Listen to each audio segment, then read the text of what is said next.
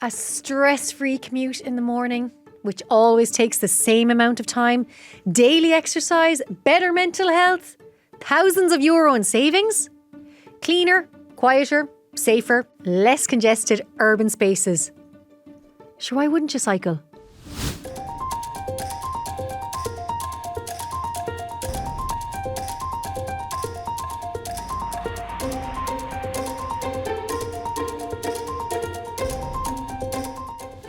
Hello, I'm Meghann Scully and welcome to Re-Energise, the show that looks at sustainability in all its forms and what we all can do to shape a cleaner energy future. The many benefits of cycling. For your health, for the planet, for your pocket. It's very clear. And yet, Ireland is not a country of cyclists. Cycle rates in urban areas have certainly increased over the last 2 decades or so. But Dublin, for example, it sees nowhere near the levels of cycling of cities like Amsterdam or Copenhagen. Dublin, like these cities, it's compact, it's not very hilly and has broadly similar weather. But in Ireland, cycling is a niche. In the Netherlands, it's just how you get around, whether you're 7 or you're 77 years old.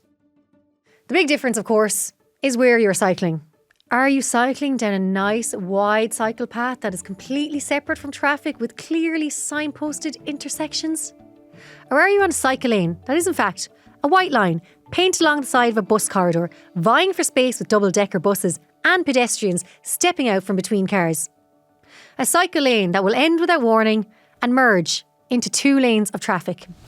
Anytime I do get onto a bike on a road with cars, I'm extremely nervous. Well, I don't blame you. Cars are scary. They're, a ton and a half of metal with a lot of power. And all you can do is hope that whoever's in control of it knows what they're doing. You're totally exposed. This is Steve McManus, who runs the Bike Hub, a social enterprise that uses cycling to promote inclusion, healthy lifestyles and sustainability. They work with local communities on all sorts of fantastic bike-related projects, from bike maintenance courses and refurbishing bikes for people in need, to cycle safety for kids, and promoting active lifestyles for the over 60s.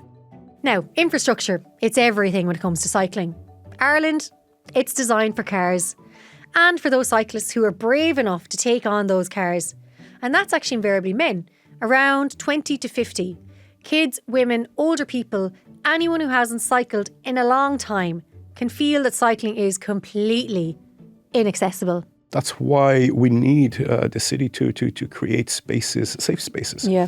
The people who cycle, we know statistically that the majority of people who cycle in Dublin or anywhere in Ireland are male, predominantly male, of a certain age, of a certain socioeconomic range.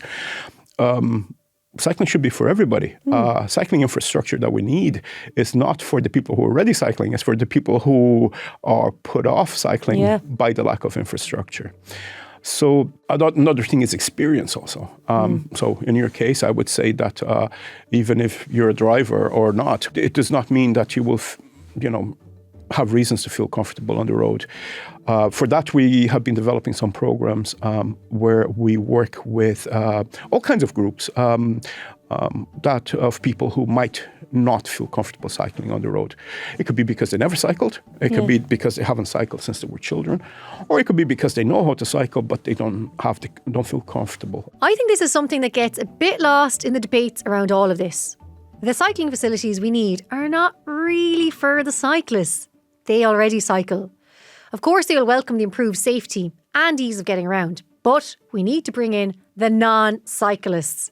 As I mentioned earlier, if a 7-year-old and a 77-year-old feel safe on a cycle lane, well then it's a good one. And if you change the infrastructure, you change the participation rates, and that can help change the culture. Because as Stephen points out, some groups, like teenage girls for example, they won't cycle to school. Not because they can't, but because none of their friends do.